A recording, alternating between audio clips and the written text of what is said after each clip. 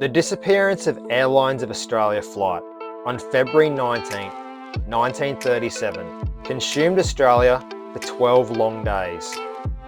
This would become Australia's largest search and rescue effort of a commercial airliner on home soil. With many reporter sightings all the way down the coast to Sydney, it seemed inevitable the Stinson would quickly be found. However, without any wreckage suggesting a possible location, the official search was abandoned 4 days later. On day 9, Bernard O'Reilly from O'Reilly's guest house would set off along the McPherson Ranges on a hunch of where he believed the plane could be. Seeing O'Reilly knew the Stinson regularly used the McPherson Ranges as an alternate route down to Sydney. The following day, O'Reilly's hunch would prove to be correct. He would find the Stinson wreck and its 2 survivors after 10 agonising days, just 500 metres below what is now known as Point Lookout. Without a realistic track to the crash site, a new track would need to be cut to evacuate the survivors off the mountain. This track needed to be of gentle grade, yet as close as possible to a town. A decision was made on March 1st to cut a 12-kilometre long track up 700 metres of vertical, starting at Gap Creek Road and along the higher reaches of Lamington Plateau.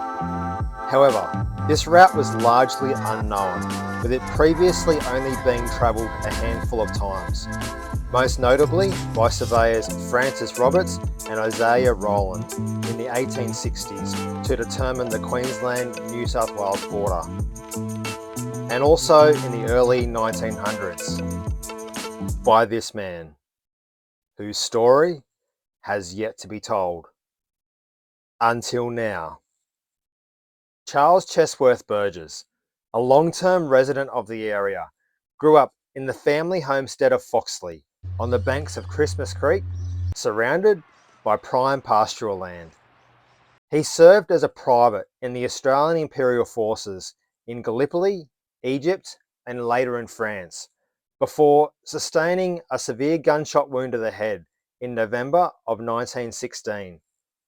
After receiving treatment in England, he was discharged and returned to the Lamington area in August of 1917 after being offered no further assistance. Upon his return, he took up residence in 2 caves near the junction of the north and south branches of Christmas Creek. These caves combined to be around the same size as a 4-bedroom house, consisting of a bed carved into the rock and 2 separate living areas, depending on the season.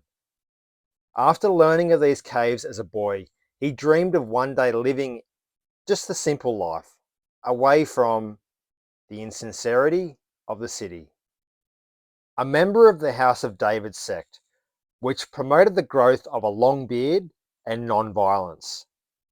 His diet didn't consist of any meat due to the sect rules, but grew corn, fruits and grains, which he would ground up into meal and used to bake cakes and bread on a fire. Burgess, known for his intelligence, expert bush skills, and knowledge of the Lamington Plateau, was selected by Buchanan as lead trail cutting scout and wasted no time in getting to work. Back in 2023, Kyle and I saw for ourselves how brutal this track could be.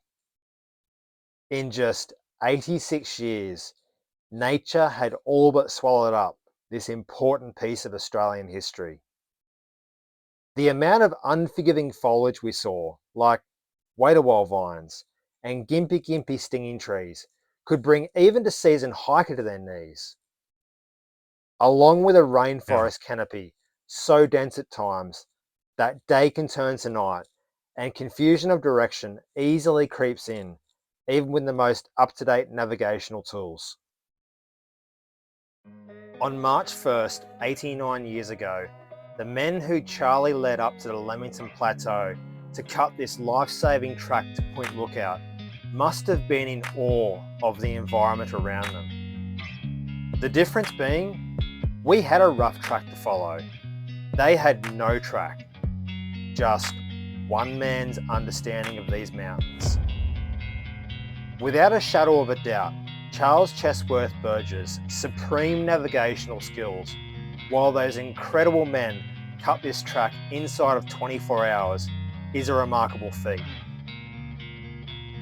While Charles may not have been involved in the original search or found the plane, the skills he acquired over the many years exploring these mountains around his home and the service to his country abroad prepared him to play a crucial role in helping to evacuate John Proud and Joseph Binstead to the medical care they so desperately needed.